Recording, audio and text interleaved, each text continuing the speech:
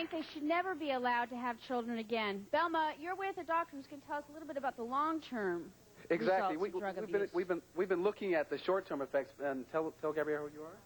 I'm Dr. Shripati. I'm a neonatologist at this neonatal intensive care unit. And a child like this, what can be expected long-term? If this were to be a drug-exposed baby in uterus, we would be anticipating problems like delay in the developmental stones, like not catching up, not being able to walk on time, not being able to talk on time, like babies who are not exposed to drug mothers, and also babies having attention deficit disorders, having problems in school, and being a disruptive child in the school because their behavior is very aggressive and they have difficulty focusing and concentrating on subjects. What about future addiction? Is there any chance that a child who is born from an addicted mother will later on become an addicted That is a possibility, but a lot of factors play into that. If there is a proper social environment, the future problems may be at a lower risk. But if you're looking at these babies going from foster home to foster home with no family support and changing the primary caretakers and going through the problems without a proper family or proper identified primary figures, the chance of drug abuse, aggressive behavior, and problems are higher in these children. Thank you. Thank you very much.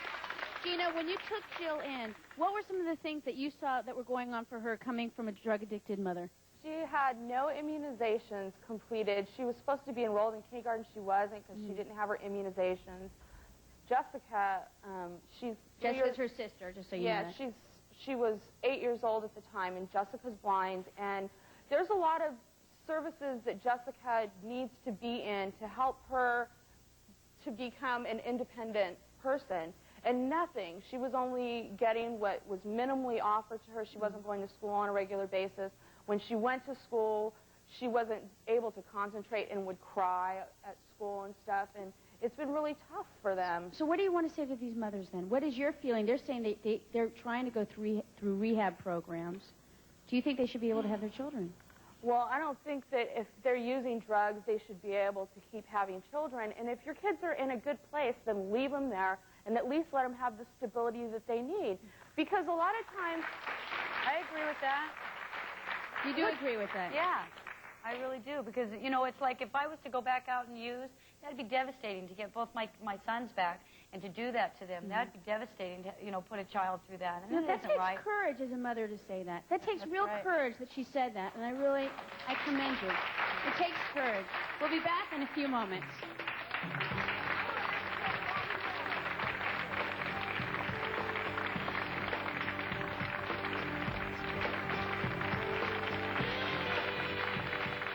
We want you to be in our Hollywood studio audience. Just call 1-800-270-1750.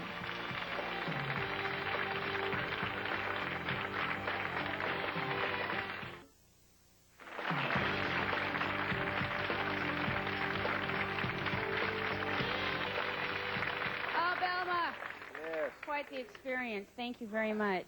Amazing experience.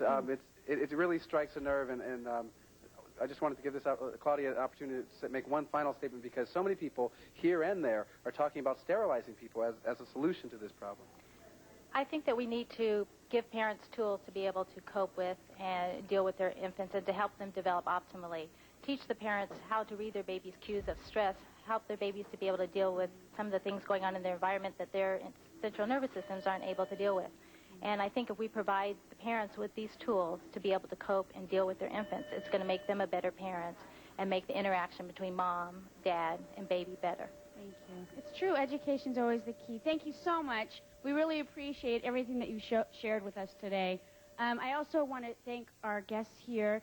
And it's very interesting. During the break, Lynn, who's a part of a program in terms of rehab, has offered Elisa a place so that she can go for rehab. She's going to go after the show, and the show from now on will provide the transportation for you to make sure that you're able to be there. We hope that it works out. We hope that you can have your children back. We want to thank you. And we also want to mention Barbara is trying to have legislation passed right now. And it's legislation to help protect the children. It will be a crime to give birth to a drug baby if Okay. it passes. All right. And I want to thank everybody for being here. You know, children is a privilege. It's not a right. And I hope that we all are able to take care of the kids. We really appreciate everything here, and we hope that it all ends, that you can all go back to your children. Thank you. Do you have questions, comments?